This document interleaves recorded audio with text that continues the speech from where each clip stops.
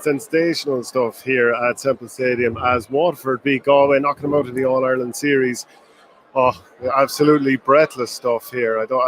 It's very hard to know how to sum this up. I mean, Galway were 16 points behind after 54 minutes here. Stephen Bennett knocked over a free, and you just thought that's absolutely the end of the conversation at that point. But no, they kept going. Galway kept going and brought it all the way back and weren't too far out of it in the heel of the hunt here.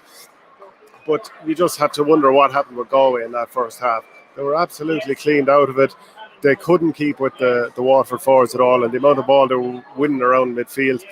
Jack Fagan, he scored a goal and 2 points, and that goal just before half-time, or 3 or 4 minutes before half-time, you thought, that's going to be, that's Waterford in a right little spot there. That put them 116 to 9 points ahead at that time, and there was only one player playing well for Galway in that first half, and that had to be Conor Whelan, as far as I was concerned. Scored 3 points from play, and so many of the other players were misfiring. They couldn't get ball into Joe Canning, who during the second half, he actually he came out the field and he started to take over. You wonder why they didn't bring him out a little bit sooner, because the ball they were hitting in the first half was absolutely terrible, and they couldn't get their main man into the game. But he ended up being the record championship scorer in the second half, and he'd only been scoring frees up to this point, but he knocked one over from play, fizzed it over the bar, and that allowed him to take the scoring record off Henry Shefflin. So that's a massive achievement for the poor Tumna man.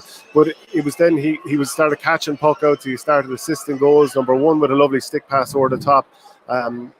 That was, first of all, he got a stick pass from Pádraig Mannion, and then stick passed one over the top in the 71st minute.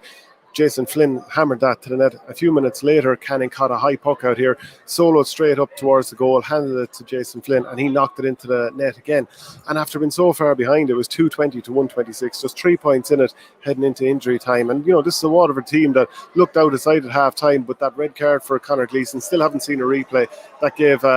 you thought, right, this is Galway now. They have a chance to do what Limerick did last week, which is come from miles behind. But funnily enough, it was the Dacia that kicked on again, and they got another 4 points in front. And, Galway were playing a fairly dangerous game, leaving one-on-one with Desi Hutchinson against Darren Morrissey beside the square, but just the ball going in wasn't good enough. Have to make a big point about the Galway substitutes. They ended up with, between them, 2-5 between Evan Nyland, who a lot of people in Galway, I believe, were fairly furious that he wasn't playing, and they took a long time to bring him in. Davy Burke never came in. A penny for his thoughts after that game. But some of the guys that really stood out for Waterford, I have to give a lot of credit to the likes of Patrick Curran in the first half, Peter Hogan, Jamie Barron with 4 from play. What a sensational performance when you consider that this was his first start in the championship. He's been out for a long time. They didn't even want to use him last week against Laois. And what a difference from the performance against Laois when they were actually losing at the second half water break last week.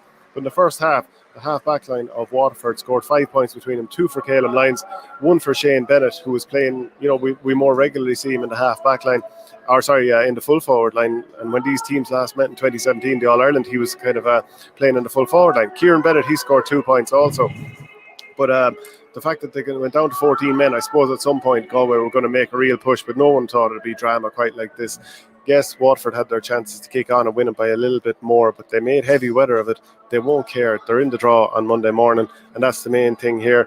I think Shane O'Neill is probably going to have a lot of daggers coming his way. As I said, a couple of the selections, and even coming into it, there was criticism of his selections here. Some of his main men didn't fire. Brian Kincannon didn't really get into the game. He did get himself a goal. Conor Cooney was quiet. Joseph Cooney was a puck-out target in the first half. Didn't really happen for him either. Sean Loftus didn't really get into the game. And it was fairly turgid stuff from Galway. Think of the 2 championship matches they've had this year. Very, very poor start to finish against Dublin. And in this game, up until on the fourth quarter of this game, and they won the fourth quarter. Like, they scored, just looking at it there, they scored 3-8 in the last quarter, whereas it was just 5. So they won the last quarter 3-8 to 5 points, took over. If they had to start anything like that, maybe they could have been in the draw for Monday, but as it is, they're out. And you wonder about some of the older players, how long they will stay as part of the fray. So let me know what your thoughts and get your comments in.